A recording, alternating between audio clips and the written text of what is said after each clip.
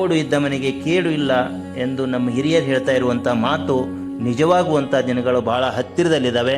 ಯಾಕಂತಂದರೆ ಜಗತ್ತಿನಾದ್ಯಂತ ಈ ಡೀಸೆಲ್ ಮತ್ತು ಪೆಟ್ರೋಲ್ ಅಭಾವ ಸೃಷ್ಟಿಯಾಗಿ ಈ ಎತ್ತುಗಳ ಬೆಲೆ ಜಗತ್ತಿನಾದ್ಯಂತ ಗೊತ್ತಾಗುವಂಥ ದಿನಗಳು ಬಹಳ ಹತ್ತಿರದಲ್ಲಿದ್ದಾವೆ. ಈ ಒಂದು ಸಂದರ್ಭದಲ್ಲಿ ರೈತರು ಎತ್ತುಗಳನ್ನು ಮಾರಾಟ ಮಾಡದೆ ತಮ್ಮ ಮನೆಯಲ್ಲೇ ಉಳಿಸ್ಕೊಳ್ಳುವಂಥದ್ದು ಅಥವಾ ಅನಿವಾರ್ಯವಾಗಿ ಮಾರಾಟ ಮಾಡುವಂಥ ಸಂದರ್ಭ ಸೃಷ್ಟಿಯಾದರೆ ಇತರ ರೈತರಿಗೇನೆ ಮಾರಾಟ ಮಾಡುವಂಥ ನಿಟ್ಟಿನಲ್ಲಿ ಚಿಂತನೆ ಮಾಡಿ ಹೆಜ್ಜೆ ಇಡಬೇಕಾಗಿದೆ.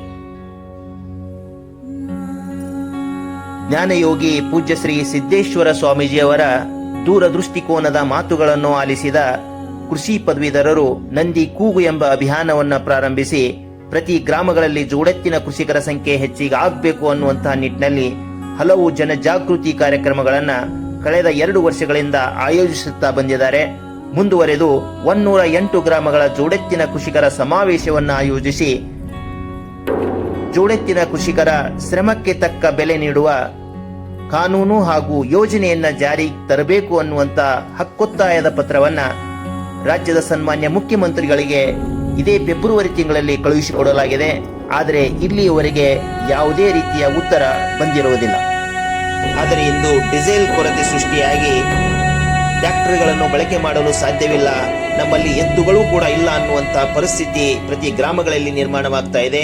ಈ ಒಂದು ಸಂದರ್ಭದಲ್ಲಿ ಆಯಾ ಮತಕ್ಷೇತ್ರದ ಶಾಸಕರು ಹಾಗೂ ಗ್ರಾಮ ಪಂಚಾಯಿತಿ ಸದಸ್ಯರು ಸನ್ಮಾನ್ಯ ಮುಖ್ಯಮಂತ್ರಿಗಳಿಂದ ಉತ್ತರವನ್ನು ಪಡೆದು ತಮ್ಮ ಮತಕ್ಷೇತ್ರದ ರೈತರಿಗೆ ತಿಳಿಸಬೇಕಾಗಿ ವಿನಂತಿ.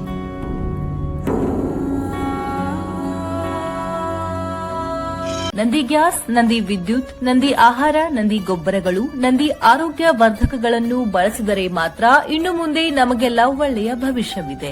ನಂದಿ ಶಕ್ತಿಯಿಂದ ಸ್ವಾವಲಂಬಿ ಹಾಗೂ ಆರೋಗ್ಯವಂತ ರಾಷ್ಟ್ರ ನಿರ್ಮಿಸಲು ಬಯಸುವ ರಾಜಕೀಯ ನಾಯಕರಿಗೆ ಪಕ್ಷಾತೀತವಾಗಿ ಮತ ನೀಡುವ ಸಂಕಲ್ಪ ಮಾಡಿ ನಂದಿ ಸೈನಿಕರಾಗೋಣ ಬನ್ನಿ.